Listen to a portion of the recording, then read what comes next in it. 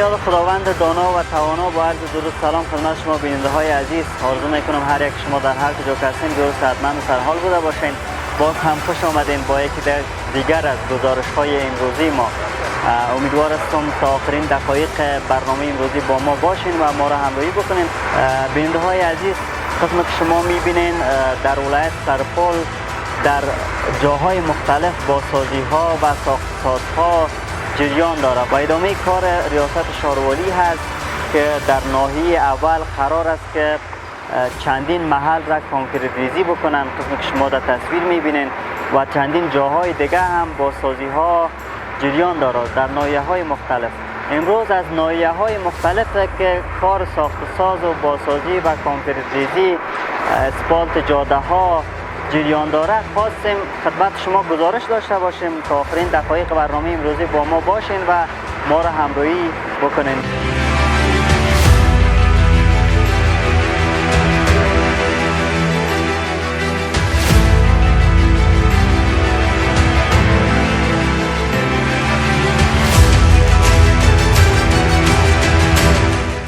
که تقریبا 19 ماه سنبله کار شروع شد و تا الحال فعلا ادامه داره و انشالله در ماه بعدی یا یک نیم ماه یا 2 ماه بعدی انشالله پروژه به اتمام میرسه و به روی سپرده میشه. نظر به افاده ساحه شما میتونین ببینین نظر به مو پلانی که بر ما داده شده از طرف همو مرجع اساسی ارگان مربوطه. نظر به ما هفته‌وار پیش میبریم جوشایش از طبقات سرک است و مداسازی به سر سرک است و یک مقدار که ما سنگکاری داریم او را به پیش بردیم باش و کانال که داریم اونا شروع است و در حال جریان است. فعلا ما میتونیم بگوییم اساس کار ما مبدوی نداره. از یک طرف زمینه کاری که در مردم مهیا شده یعنی تقریبا در حدود 60 70 و گاهی وقت 80 نفر میرسه و اوسطش ما میتونیم در حدود 70 نفر تعیین کنیم. این پروژه کانکریزی ناحیه اول و کوچه های شرق چمن می باشه که توسط شرکت ساختمانی و سرکسازی حشمت الله ولیزاده قرارداد شده است. بس برج 6 تاریخ 5 ما شروع کرده بودیم که امروز فکر میکنم تاریخ 26 برج 7 است، یعنی تقریبا 1 ماه و 20 روز میشه ایرا شروع کردیم و کارم شکر خوب پیش میره. این پروژه‌ای که ما فعلا قرارداد کردیم فقط کار ساخت جوی ها و کانکریزی کوچه ها می باشه و ما در قدم اول کار جویچه ها را تکمیل کردیم و فعلا کانکریزی سرک ها را جریان داره که با مارک بسیار خوب این قرارداد شده و با مارک بسیار خوب کار میکنیم. برای فعلا چون مرحله کانکریزی سرک هاست ما قبلا اینجا 6 تیم کار میکردیم، از 6 تیم فعلا فقط 2 تیم ما کار میکنن. فعلا حدودا یک 35 یا 40 نفر فعلا اینجا مشغول به کار هستیم، اما قبلا الی 70 نفر هم اینجا مصروف کار بودن. مارک 2.5 به سرک ها انتخاب کرده بودن که دیزاین مطابق با همون شده و ما مطابق با مارک 2.5 کار میکنیم. تقریبا 2 دهک است.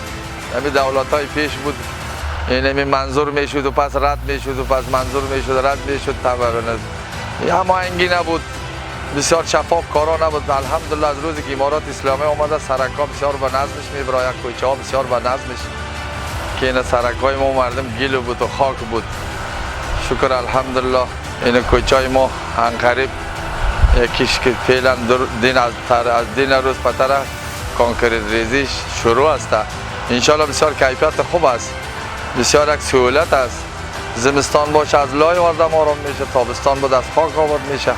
این بازسازی خودش بسیار خوب چیز. تشکری میکنیم از امارات اسلامی که فعلا اینمی بازسازی ها دیگه بسیار کلان گپ است. نعمت خداست، نعمت پروردگار است. شکر راضی هستیم از همه نگاهش راضی هستیم. قراری که مشاهده میشه این سرک ها پاک میشه.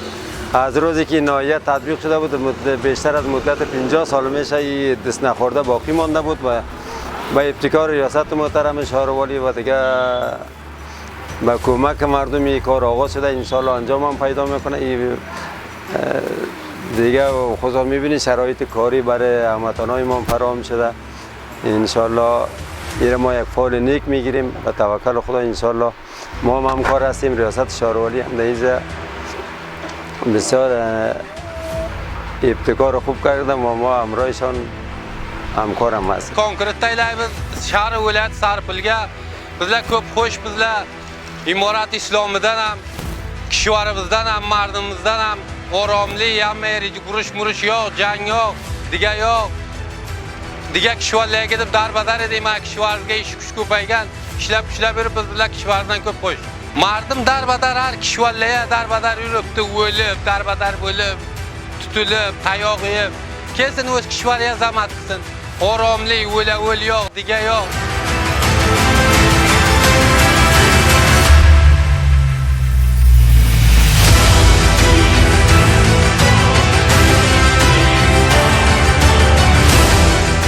با درود سلام مجدد خدمت تک تک شما بیننده های عزیز.